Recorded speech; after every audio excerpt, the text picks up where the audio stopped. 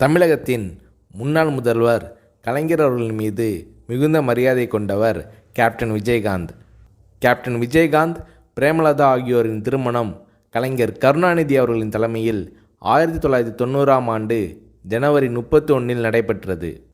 1996இல் நடிகர் சங்க தலைவராக இருந்த கேப்டன் விஜயகாந்த் அவர்கள் கலைஞர் கருணாநிதி அவர்களுக்கு திரையுலக பொன்விழாவை மெரினா கடற்கரையில் நடத்தி கருணாநிதி அவர்களுக்கு தங்கப்பேனாவை பரிசளித்தார் கேப்டன் விஜயகாந்த். கருணாநிதி அவர்களும் விஜயகாந்த் அவர்கள் மீது மிகுந்த அன்பு கொண்டவர். கேப்டன் விஜயகாந்த் அவர்களுக்கு புரட்சி கலைஞர் என்ற பட்டத்தை கலைஞர் கருணாநிதி அவர்கள் வழங்கினார்.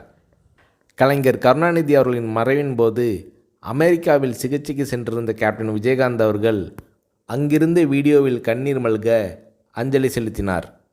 அமெரிக்காவிலிருந்து திரும்பிய பிறகு நேராக கலைஞர் கருணாநிதி அவர்களின் நினைவிடம் சென்று மரியாதை செலுத்தினார் கேப்டன் விஜயகாந்த்.